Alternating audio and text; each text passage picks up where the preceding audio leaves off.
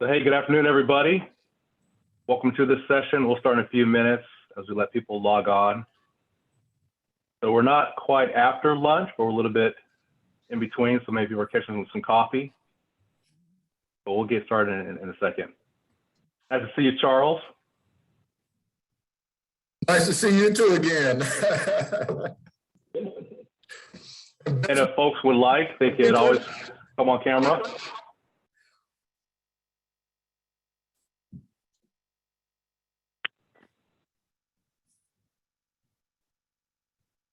Everyone is welcome to come on camera if they wish. Also, housekeeping thing that I always ask. If you look at your profile, there's 3 dots. If you want to put your full name and also your organization you work, that'd be pretty nice. That way, Tiffany and I could know who you are and know who we're talking to. We want to know who the head honchos are.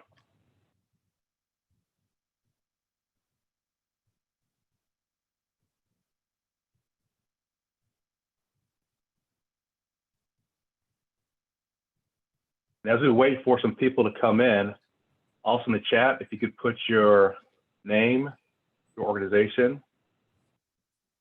It's also a good way for us to create some community. You know, and also put in your favorite dessert. The time of day, I'm thinking about, it's not quite lunch, it's not dinner, not supper. Why don't you put in your favorite dessert?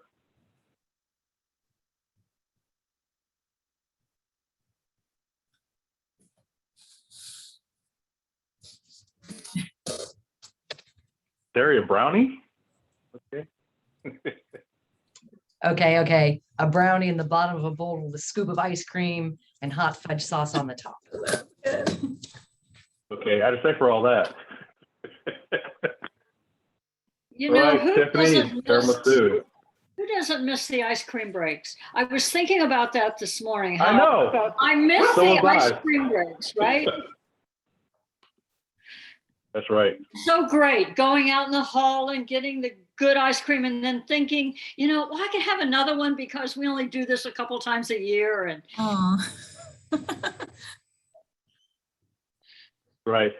And I think I get 2.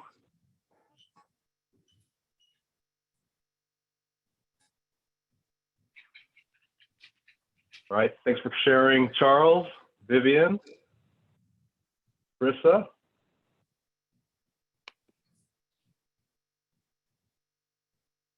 I'm just going to share key lime pie.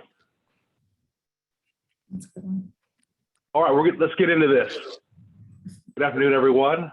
I'm Rob West. I'm with TD Bank. I'm in community development. Thank you for joining this session. This session is titled COVID-Driven HR Changes at Work. And we have a great HR extraordinaire, Tiffany Peters. I'll pass it over to you. All right, thank you. I am going to share my screen.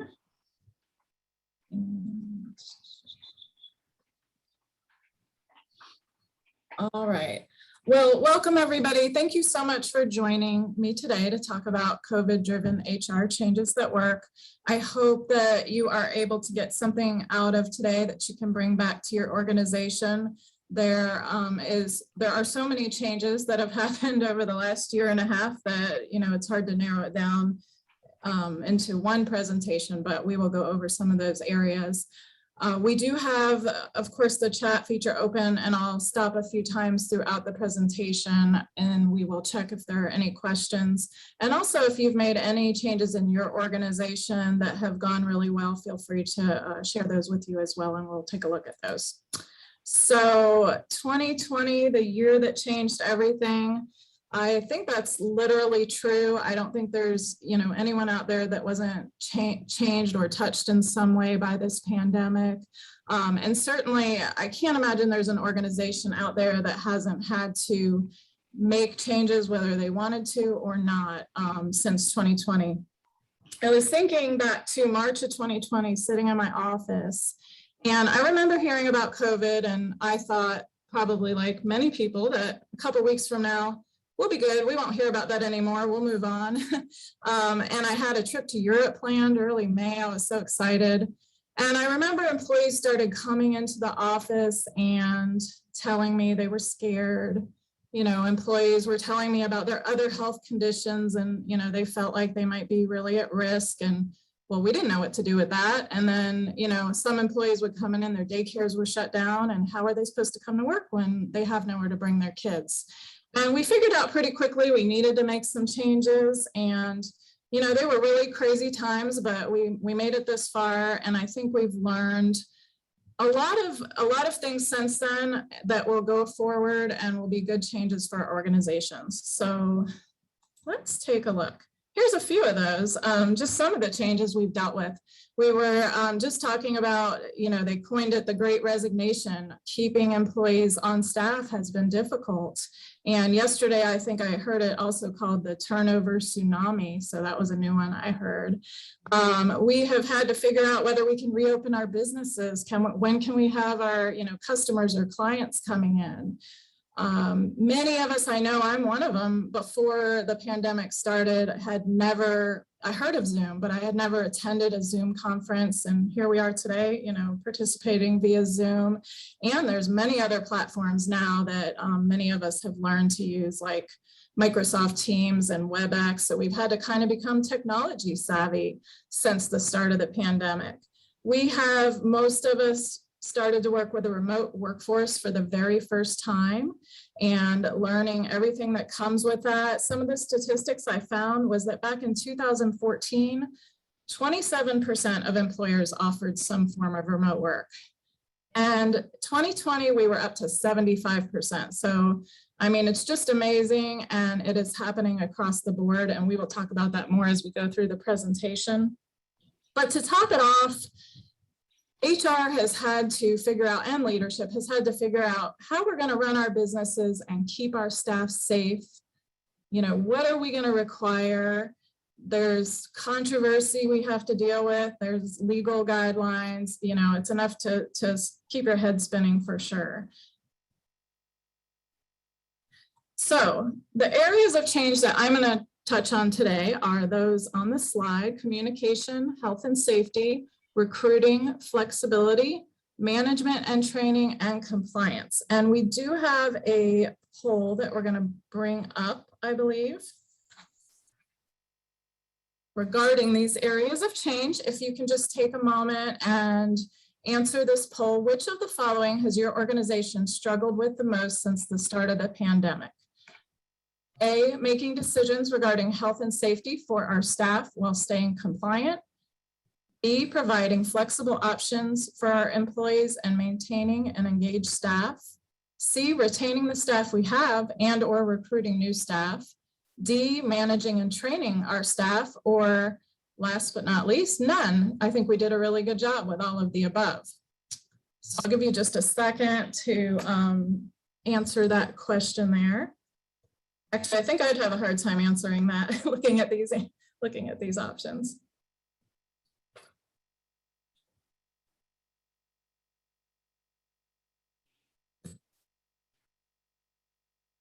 All right, so it looks like 40%, well, actually it was split evenly. 40% said retaining the staff we have and recruiting new staff members. And we're definitely going to talk a little bit about that.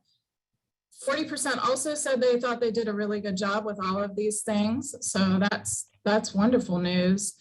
We had 20% providing flexible options to their employees. So, and we didn't have anyone talk about making decisions regarding health and safety, which is interesting because I think that can be such a challenge.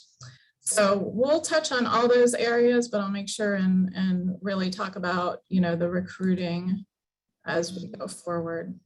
All right, so we are going to start with communication. So the pandemic certainly has changed how we communicate. We've had to learn all kinds of new things to communicate with our staff. And it also has changed, or should have changed, the amount of communication we do. At this point, we should be communicating more rather than less. There's so much uncertainty out there. And, you know, we do want to retain our staff. And one way is to keep them engaged. You see, I have that little employee engagement picture there. So we should be communicating more. Leadership, there really has been a spotlight on leaders that needing to keep their staff informed and keep them still connected to the organization. And that takes some new skills in this environment. Employee surveys are a great way to do that. If you haven't used them, it really sends the message to your employees that, you know, you care about how they feel. It also gives you the option to find out what challenges they're having, you know, what changes they are interested in. I am a fan of employee surveys. Just be sure that if you're using them, you're only asking questions about areas that you are willing and can change at your organization. Once you complete them, you should put the information together, present it, along with an action plan so that they know, you know, that you value that feedback. Being transparent is really, really important in these times. It really does build trust so that the employees know that you have their best interests at heart. Leaders should be leading by example and be positive in their organization. The next one I have underlined, connect with direct reports, because I think it's no longer really enough just to maybe say good morning or talk about their performance. We really need to be forming relationships. Many people will say that one of the reasons they stay with an organization or leave an organization is because of their boss. And so that really plays big on whether your employees are still happy with your organization. Mental and emotional health. This has really become a key phrase we're hearing a lot about in the HR world. It is no longer a taboo topic. It is, in fact, something you should be talking about at your organization. Employees, everyone really has been stressed, not knowing, you know, there's been so many changes coming along the way. So they can't just leave that at the door when they come to work. It comes with them. And so really you should be providing resources for your employees. You can promote awareness, give them access to different seminars or webinars, you know, about how to handle certain situations with anxiety or depression. Give them tips on how to spot the symptoms of anxiety, burnout, depression. Those things really go a long way for your employees, and they should be things that we're talking about in our organizations now. Be creative. Certainly we, in the beginning, didn't know how we were going to communicate with some of these employees that were suddenly working from home, but by now we've had to come up with some ways to do that. We'll be honest, you know, employees don't always read through the whole email, or they get so many of them, they read it and file it away or delete it, and then, you know, they forget all about it. A few ways that are good ways, kind of thinking out of the box to stay in touch. Instant messaging apps, I think, are really great. It kind of takes the place to me of running into someone at the, you know, in the break room or at the water cooler. You can send a quick little, hey, how are you doing? Especially, like I said, with the connecting with direct reports, you can send a message to your employee to see how they're doing, see how their weekend was, kind of keeping them connected to the organization. There's so many of them. I know I've used Skype before, Google Hangouts. I've heard of Slack. I haven't used it yet, but I'm sure there's so many of them out there that you can use. I think it's a great way to keep in touch with our employees. Also, an intranet, if your company doesn't have one, is a really great way to communicate that I think can be better than email in many ways, because like I said, you can lose your emails or delete them. But if you post things on the intranet, which sort of serves as kind of a bulletin board, a virtual bulletin board, it's a good place for employees where they can go back and find things if they're related to their benefits. It's also a great way to recognize employees, and, you know, if somebody gets a promotion or you just feel like recognizing someone, it's nice because, kind of similar to social media, the other employees then can participate by congratulating them or making comments. And again, you're kind of forming that community that you might not have right now because of the situation in the office. And the last one on there I have is employee engagement activities. Sorry, that didn't come out right. You know, I, for one, really miss our potlucks that we used to have. Those were a lot of fun, but it seems like, you know, we're not quite there yet. We're not able to have all of our activities we used to have that we could get together and team build. But that's not really a reason to stop. There are so many options for doing virtual activities, virtual engagement activities out there. If you just Google it, you would not, believe how many options there are. We have tried a few of them. At my organization, we're doing a kind of like a book club, but it's a movie club, and we're going to all get on Zoom at lunch and talk about the movie we all watch. So there's all kinds of ways to kind of keep that communication and keep employees engaged. All right. Health and safety. This is also an interesting topic because I was thinking back to pre-pandemic when I think it was listed on my job description somewhere, and maybe once every couple months I had to file a workers' comp claim or do some OSHA reporting. But now, if you're in human resources or even just leading an organization, health and safety is something we deal with daily. So that's a huge change in HR and something we've kind of had to, learn how to deal with and learn how to gather information. One thing that's really great to do at this point, now that we have the information we do, is reevaluate your benefits package. Make sure you're offering to employees what really works for them, that really works for their needs now. As you go to renew your health benefits, you can look at what mental health benefits are being provided. Is there, telemedicine? What are the co-pays? Because these now are becoming things that are very important to our employees. And also, if employees don't know what's offered to them or what is involved in their benefits package, they can't use it. So put a little extra effort into informing employees what they have available to them, whether that be providing information from the companies you have benefits with, or getting on the Zoom and providing information to them directly. They really will appreciate that. EAP, Employee Assistance Program, is a great benefit to offer to your employees if you don't have one. And even if you do have one, this might be a good time to go in there and look at it and see what's offered and make sure your employees know about it. They can provide a wealth of assistance. Sometimes there's, free counseling. Sometimes they can help with financial issues, substance abuse issues. There's all kinds of tools available, and that's a great benefit to be able to offer to them, especially during the pandemic.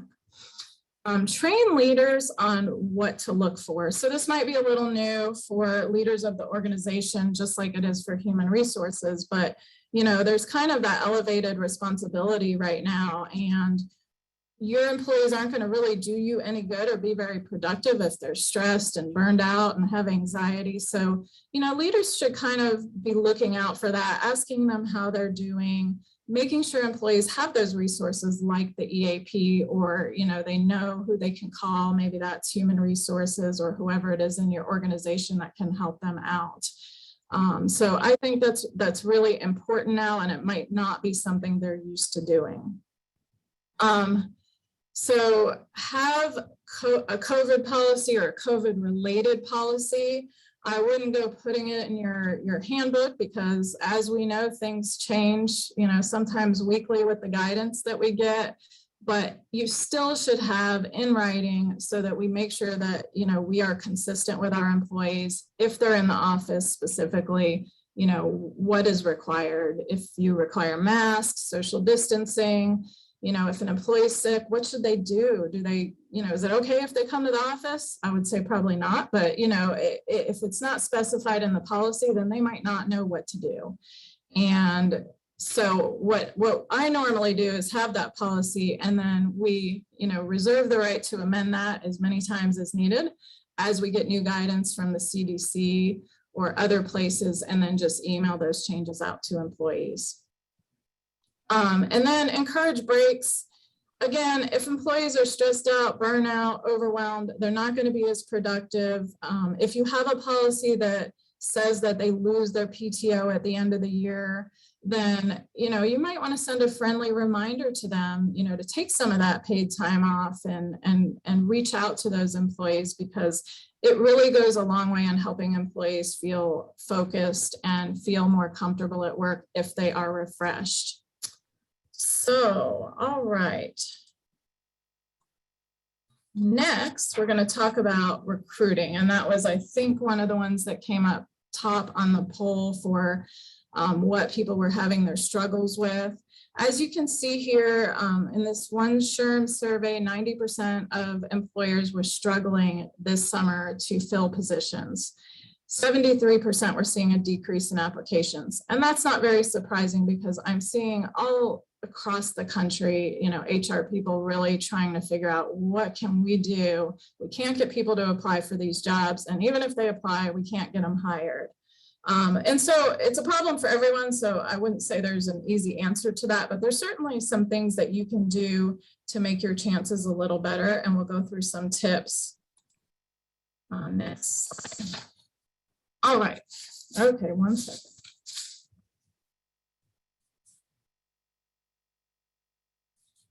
All right. So consider virtual interviews if you're not already doing that.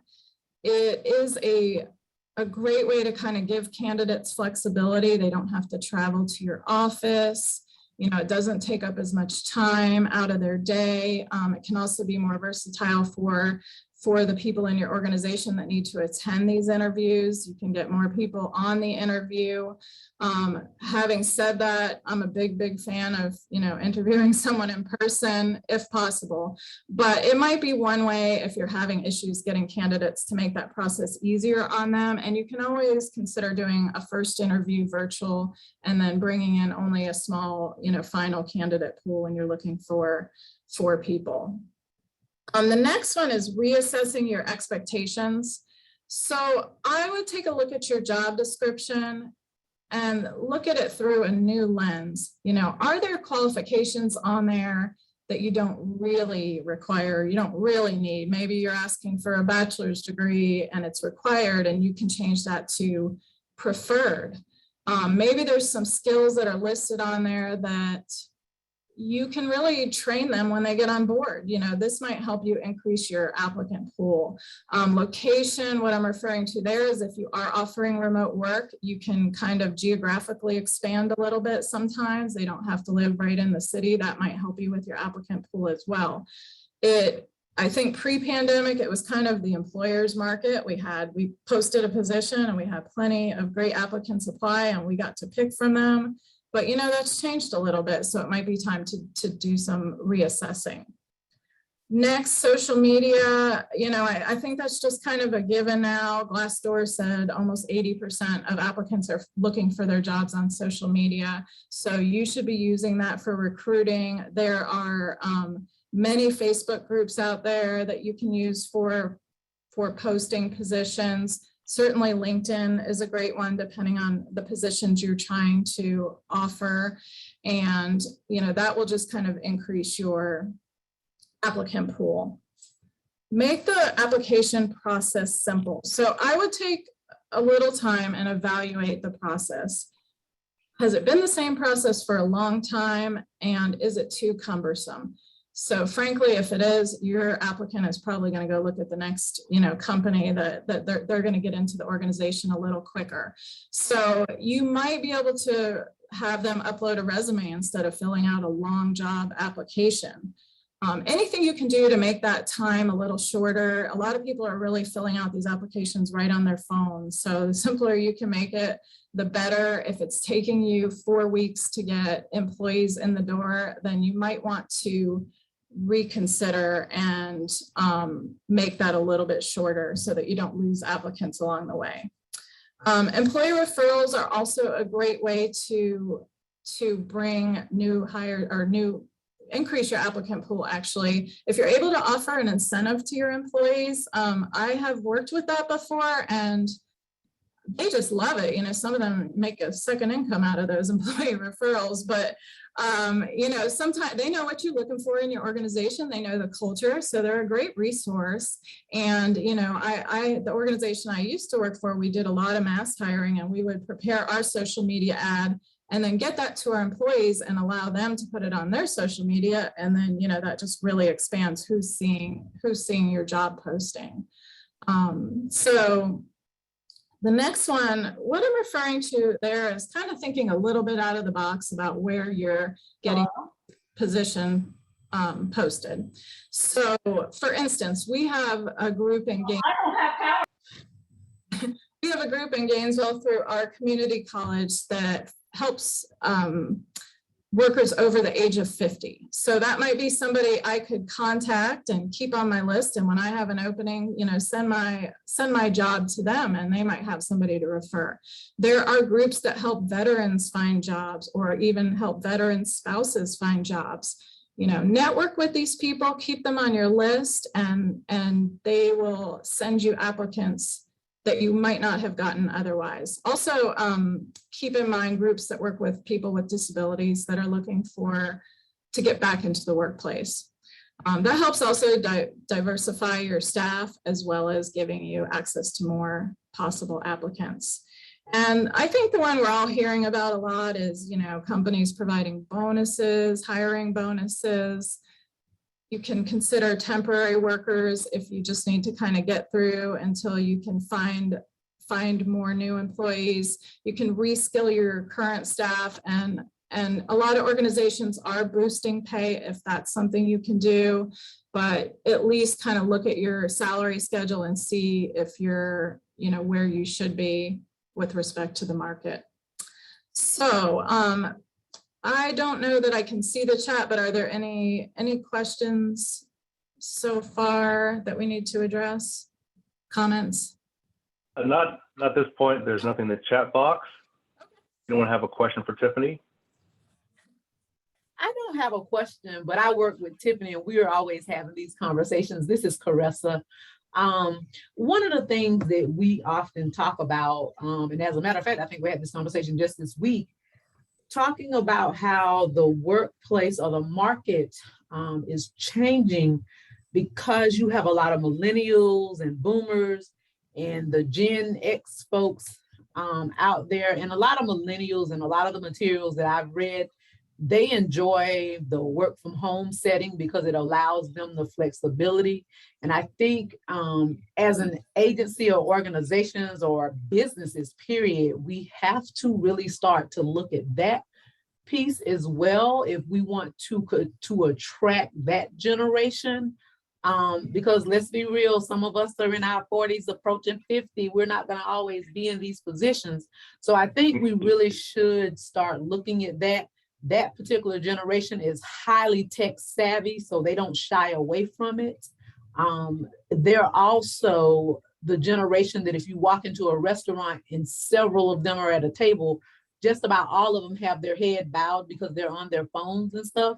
So I think we really have to look at that. And I'm kind of in a cross between, I think I'm a Gen, what did we say to Gen Z? I'm a Gen Z, and I have a millennial, and then I have a baby that's 9. So I'm getting a taste of a little bit of everything these days. So I just wanted to throw that out there as well. Thank you. Yes, we were talking about the different categories the other day and how they look at the workplace. So that's very true. Yeah, Carissa, that was awesome. You know, one trend I also heard about generations, some of the Gen Z and millennials, they develop workplace friends. So when they resign, their friend resigns. But also if they get hired, they bring their person with them. Exactly. It's really interesting. I think we did have also another poll at this point we were going to put up. Yeah. Okay. And So while the poll's coming up, Charles had a question in the chat box. Some companies are going to a 4-day work week and offering childcare assistance. That's a good benefit package. A few things as far as incentives, yes. Yeah, and I do have, I think, coming up shortly that to discuss in the flexibility section as well. But you know, flexibility with scheduling and helping them with their work-life balance. I mean, I don't think we have a choice at this point. We have to find ways to do that if we want to keep our employees on staff and happy. So if you could just take a second to answer this next poll, which of the following best describes your workplace at this time, whether it be 100% working in the office, 100% working remotely, a little bit of each, some of the staff remote and some working in the office, allowing staff to come and go to the office throughout the week, or some other situation. If you could just take a quick second and answer that.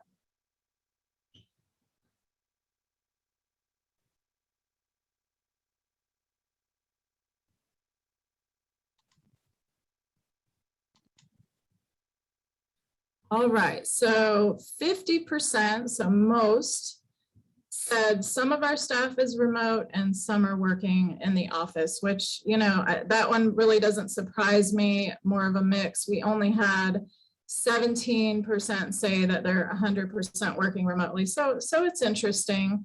We are gonna go ahead and talk about remote work coming up here in the next section. So I will move to that slide. There we go.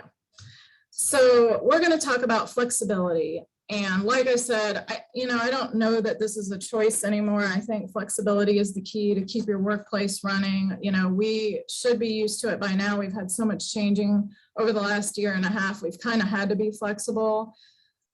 One area you can look at is your time off policies. And you know, you may or may not need to make changes there, but see if they're working for your employees. Are your time off policies encouraging employees to come to the office sick or they'll lose their job? You know, maybe it's something you need to expand or consider just offering one pool of time instead of separate pools of time. Also, I know some companies have rules around how you can use your paid time off. So it might be time to be a little bit more flexible with that. I remember a company I worked for said you can only take them in increments of 4 hours. Well, you know, that's not very flexible. So if I were there working at that company at this point, I would probably say, hey, let's let them use them in smaller increments. Employee schedules, like Mr. Harris just mentioned, are I think one of the best ways you can offer flexibility. It really doesn't cost you any money. And I have worked with flexible schedules and employees absolutely love it. And there are a variety of ways you can do that. You can, depending on what works for your organization, tell them, hey, make your own schedule, you know, just as long as you get your 40 hours and you're here maybe between 7 a.m. and 7 p.m., whatever might work for your organization. You can also do 4-day work weeks and have them stagger which day they're off so that you still have office coverage. You can allow people to make up time rather than using paid time off when needed. You can allow for temporary schedule changes, you know, depending on what's going on in their life.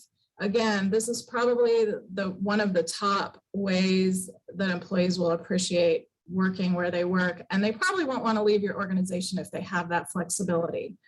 And we're going to talk about, and on the next few slides, work location, referring to either remote work or teleworking, whatever you call it.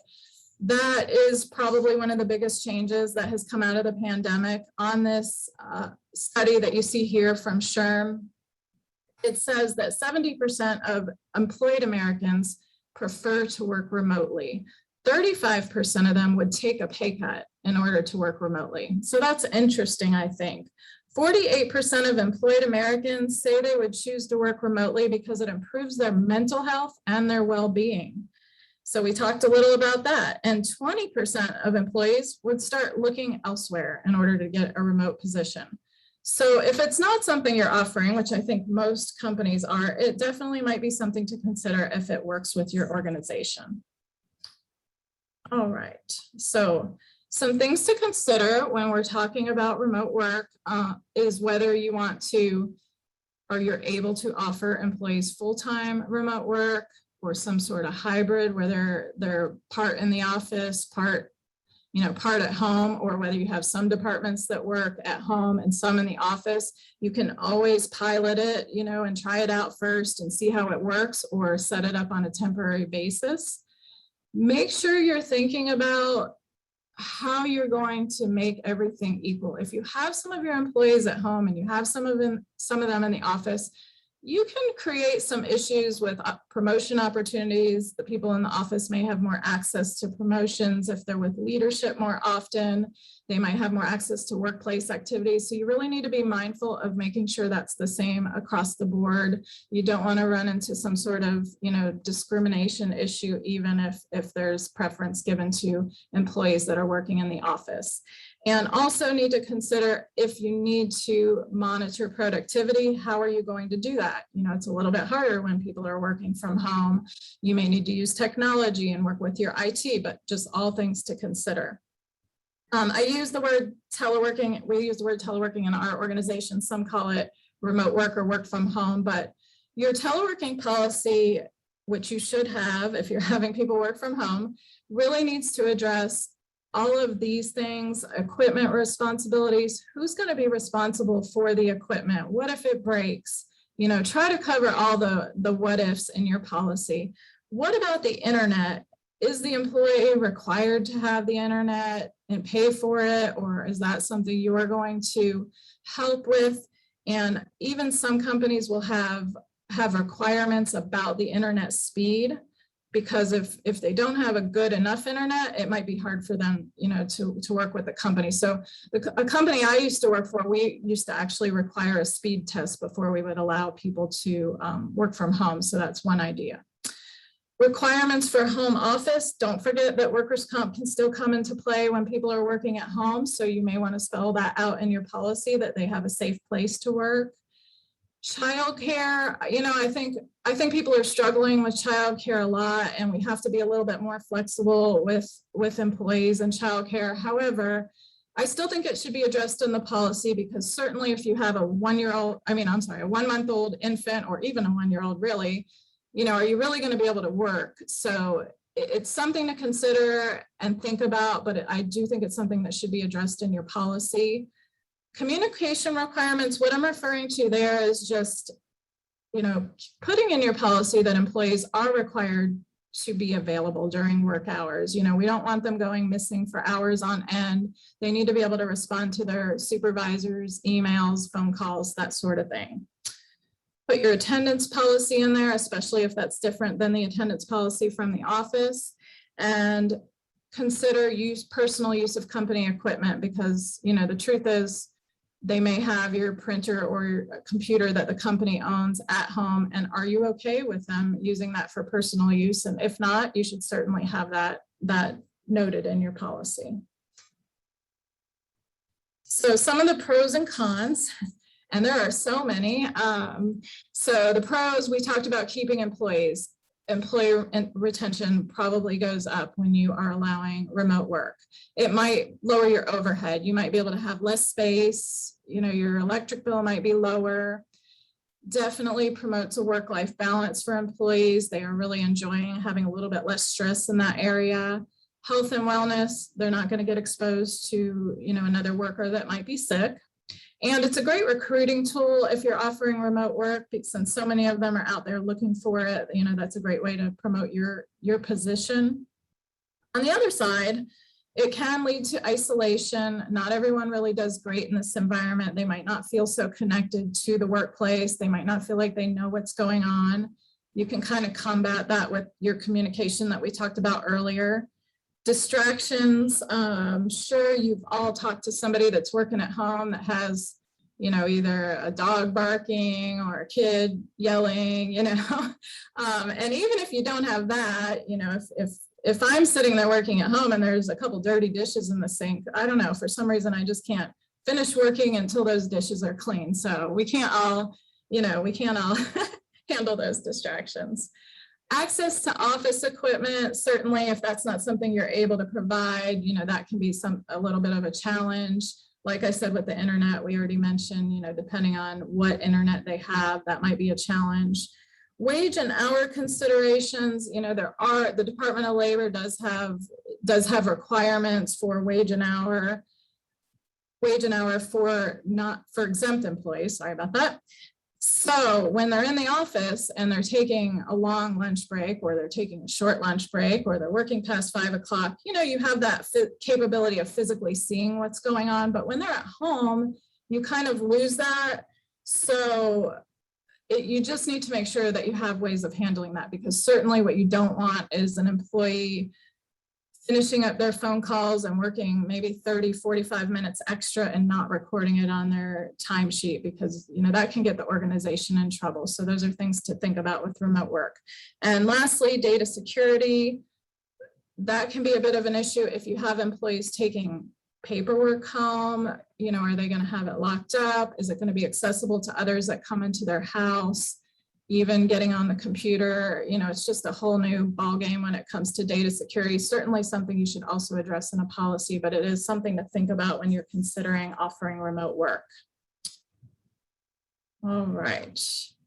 So, Rob, if there's any questions, feel free to let me know. Yeah, Tiffany, there's some comments in the chat box. One is being flexible. Productivity has gone up for a lot of organizations.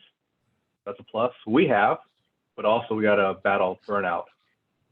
And also there's an ask about smaller organizations with technology, whether it's equipment, laptops, internet access for remote employees. I don't know if this is for the whole entire group, but if someone would like to share, what are they dealing with when it comes to technology? Yeah, for the organization I work for, we do provide a laptop, the printer, we provide a cell phone. So, you know, I think it depends on the organization. When I worked for another organization at the beginning of the pandemic, and we had to have our own equipment when working for that company. I think they provided a phone, but we had to provide our own equipment. So you really can go either way with it. You know, again, it just kind of depends on what you're really able to do. I don't think I would necessarily have a preference, but if you can provide that equipment, I think that would be the most ideal way to go. So as you said, distractions, my granddaughter just knocked on the door. You know, I mean, personally, I kind of like it. You know, I think, you know, I had, you know, job interview and a cat walks across the screen and we have our staff meetings and we get to see the grandkids and, you know, it's not all bad. Yep. And also, have you heard about how remote work is impacting customer service? I haven't heard. Our clients think about it. Yeah, and I think that comes down to having, you know, good policies in place and maybe, you know, making sure the people that are working remotely don't have a lot of those distractions, because that can be frustrating. I know I've run into myself where, you know, the work at home employee says, no, you can't talk to a supervisor. I'm working at home. You know, that you need to work out a way for that not to happen, because that's not good customer service. But, you know, I think for the most part, organizations are working it out at this point and they have the technology available to do that. I haven't heard any downside. Our organization, you know, no longer sees clients in the office, and we haven't really had a downside to that, surprisingly. You know, they used to come in the office and now we're doing everything online, and it's gone pretty well. So. And I would like to talk to that because I'm the director of family service, Rob, here at our organization. So we see a lot of deal with a lot of clients in the run of a year. And what we've seen with that, we serve 3 counties in our service area. And what we've seen with remote work is us being able to process a little more so that we don't have the distractions of the side conversations going on in the office. There again, it goes back to really knowing your staff and looking at those boomers versus the millennials. We do have where the majority of our staff really do love working at home and serving the clients. I think it's been real impactful for our clients is because certain areas that we serve, they have a lot of transportation issues. They may not be able to get to our office, or they may have to pay someone to take them to their appointment. Some people, they don't work, you know, they work a 8 to 5 job, so they can't necessarily get to our office to fill out an application. So I think the online process have allowed people to fill out applications. If they can fill it out at 2 in the morning, they're more than welcome to do that. They don't have to wait, you know, to do that. And then they're also able to upload their documents. And even if they can't upload them at the moment that they're filling out their application, they're able to, a worker will reach out to them if they're missing documents, and they're able to send their documents in via email. So I think a lot of our clients, we have a very high success rate with that. And even for our elderly clients or people who may not be as tech savvy, people can call into our office. And we do have someone that's designated in our office to just deal with those call-in applicants or to make appointments for them, and we help them with the filling out of the application and processing their applications. So actually from the program side, it's really a win-win for us as well as our clients. I think Charles has his hand up. Yeah, I just wanted to add one thing too. I think if you were to look at this on a national level and in societal in general, you'll find that initially when all of us went to online processes, that there was probably not a lot of customer satisfaction because it was a way of doing business differently. But as over time, people have gotten used to that because almost all organizations are doing online now, and that comfort level has increased for folks, so now they're more comfortable in doing that. So I think if you were to put it on a chart, you would see initially that perhaps there was a lot of people that were not satisfied with it, but as they become accustomed with it because it's become a part of their everyday life, that customer satisfaction pretty much has increased because that's sort of the expectation now because it's been done everywhere. Yeah, very true. Right. Thank you, Charles. And and I think they appreciate it too, because frankly, many people are still afraid, to get out in the world. So it's a nice option in that respect too. So, all right, thank you. I will talk a little bit about managing and training changes in our new normal. Like I've said before, there's a trend to focus more on the well-being of employees. So we're not just looking at our employees' performance, but really, I think in order to make your organization work, you have to be thinking about the well-being of employees and training your leaders on those soft skills, having them practice empathy, touch base with their employees.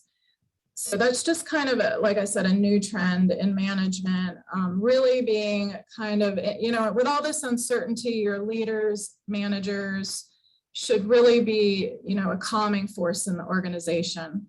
So, I think that's not easy to do. Sometimes that does take training. It doesn't always come naturally for everybody. Your managers, we have all these new policies and remote work. They definitely should receive their own training on how the remote policies work, what they need to enforce to be consistent so that everybody is being treated the same across the organization. Managers should also be trained on those wage and hour laws, because again, we still have to, as much as we want to be flexible for our employees, and we want to make sure they're okay, we still want to make sure our organization is okay and isn't taking on some risks that they shouldn't. So if the managers will need to know a little bit of the guidelines with respect to employment law and the wage and hour laws, so that they know what they should get out of their employees. In other words, accurate timekeeping and that sort of thing. Also, they'll need some training. We have all these new things. We have, some places are requiring vaccines or asking for vaccine cards. Do your managers know that they shouldn't be calling up their employees and saying, what do you mean you don't have the vaccine? Why not? That's not okay. They're not allowed to do that. And there's a different level that managers really need training on. They may not know, because these are things we haven't dealt with, what they can and can't do. And it's just, how many conversations do you have anymore that we don't talk about something related to COVID? So it's important to provide that training for them so they're not doing things that frankly can be illegal and get you in trouble. With respect to training, I think since it's been about 1.5 years, a lot of us have figured a lot of this out. Certainly if you're going to be in person, I do miss a lot of the in-person training, but we have some great technology now that allows us to kind of still feel connected. But if you are in person, make sure you have room for social distancing. If you're using remote training, if your employees don't have cameras, I really would recommend getting those for them. I think you lose a lot when you can't see their face. And it's just, to me, it's just not the same. I think I really like for people to be on camera where possible. A shared drive is really a great idea, since you're not, in the office able to hand out materials. You can post them on a drive that every employee can get to and get those materials easily. I prefer small groups when training, if that's possible, because honestly, on Zoom, I don't know, I just don't think people speak up very often. You're afraid maybe somebody else is going to talk, or, you know, there's a little bit of a delay. So the smaller the group, the more likely you are to have that kind of interactive training. And if you are hiring new people, think about the fact that, you know, we used to stand up and look over the cubicle wall and ask a question of a friend, or, well, you know, I kind of miss that. You walk down the hall and, you know, hey, what do you think of this? I've never done this before. But now if you're sitting at home, you don't even know your coworkers. So in addition to those team building activities I talked about before, so they can get to know each other, you know, maybe assign them a specific person so they have that, you know, connection, somebody that checks in on them every day. And this doesn't have to be for brand new employees. It really can be for anyone, but you know, where can they go for questions besides just always calling their supervisor? So I think those are helpful methods to kind of, you know, and again, there's so much new technology. It's the craziest thing. I didn't even know, you know, that I found out from my son, who's a Gen, I don't know what he is. He's a Gen Z. Anyway, he's in his 20s, that now Zoom has a whiteboard feature that you can actually, you know, use your finger on the computer and it looks like a whiteboard to all the people you're training. So I didn't even know that existed until just a few days ago myself. You're shaking your head. Yeah, we're finding new things out all the time. Not so easy for all of us, but you know, even my mom can get on a Zoom now, so we've come a long way.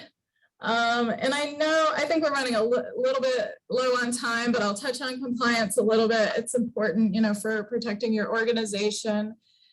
This is really, you know, this is a challenge for us in HR because we've never dealt with, you know, we always had case law to look at and, you know, well, this lawsuit happened, so we know what's going to happen, you know, if we do that.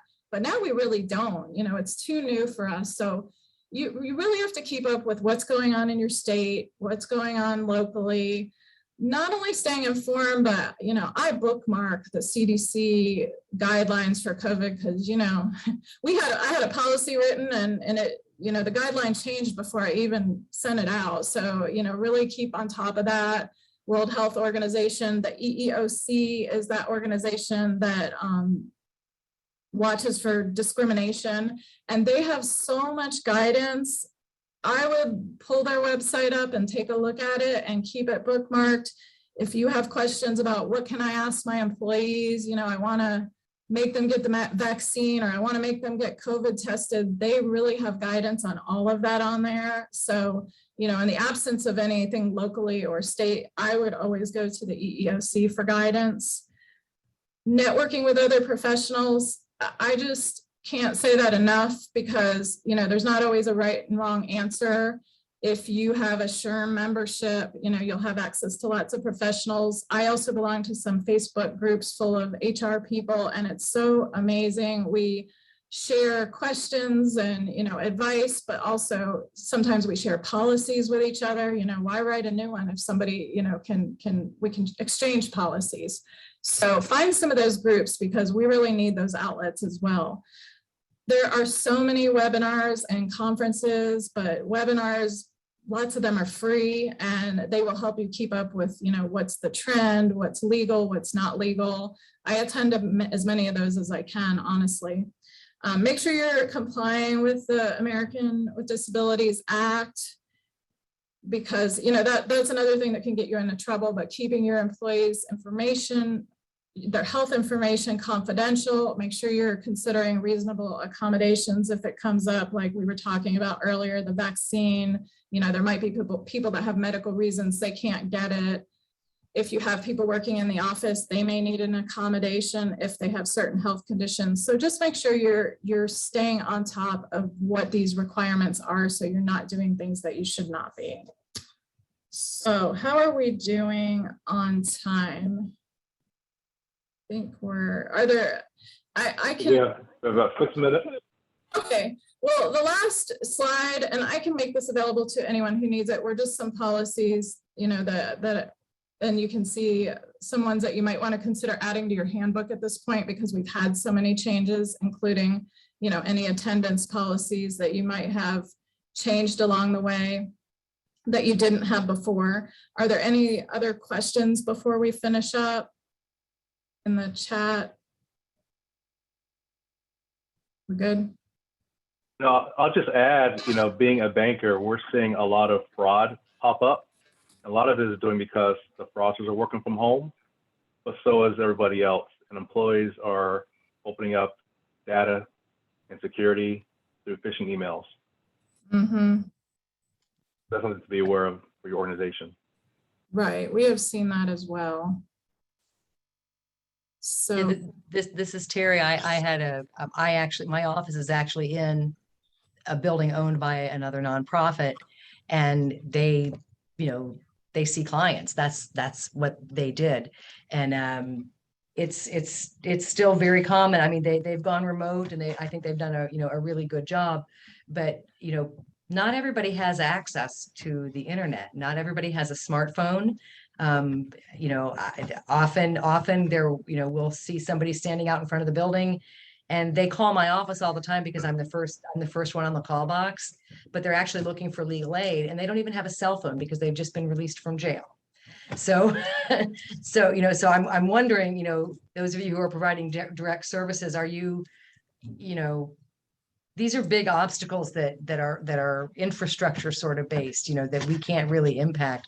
But I guess I'm just wondering if you're hearing any, anything from your customers, your clients, that they're just having trouble, getting there, or they just don't know where to go to get the information that they need. yeah. Miss Teresa, this is Caressa again. At our agency, and we just did customer service satisfaction surveys. And one of the things that people, gave us high marks on is the flexibility. Like I said, we realize a lot of people may not have phones or access to the internet. One of the good things that we do have, though, in our 3-county service area are libraries that are starting to be better equipped with handling people coming in, applying for, unemployment benefits, applying for utility and rent assistance services. So we have partnerships with those entities where that's just a part of their service, because they realize that the landscape is changing, and that as organizations or entities, we need to be changing with it. So people can always go to their local libraries. They have free Wi-Fi at many of the libraries now. I know here in our service area, all of the libraries have free access to Wi-Fi. So if you have a laptop and you wanted to go into the library and work on it, you can, or through your phone. Once again, and we are a very small agency. I think sometimes when people in our community realize what we do, I think they think we're an agency of 100, but we really only have about 20 employees, to be honest, that serve a 3-county service area. And so we've managed to make it work, and we work together as a team, which I think is the other plus. We have a lot of people who've been with the agency for a long time. So you have that knowledge and wisdom and experience to help guide some of the newer people who have just come into the agency. So I feel like all of those things play a huge part in the type of customer service that you provide out to your community members. Thank you. Thanks. You're welcome. Well, that was really all I had. I did provide my email on this slide for you. If anybody wants to reach out, if you want to expand your network of people, feel free to reach out. I always like to do that, or have any questions. And I also, provided some of the links to some of the different sites I talked about that have, good information to help you. And that is all I have for today. Thank you so much, everybody. Thank you, Tiffany. Oh, awesome. Well, thank you, Tiffany. I like your last slide. Don't forget to take care of yourself. So working from home, you got to take care of the dog, the kid, the grandkid. Amazon guy just came to the door, but take out time for yourself. And thank you for dropping some knowledge and give us some expertise on HR. Back to you, Terry. Well, I just want to thank everybody for coming, and it was a great presentation, and all the information will be available to you about a week after the event. We'll send you a Dropbox link, and you'll be able to get the information from this session And links to other sessions that you may have missed will also be available. So just a quick reminder that our next and last session for the day starts at 4:30, and it's about diversity, equity, and inclusion on nonprofit boards. So we look forward to seeing you in 30 minutes.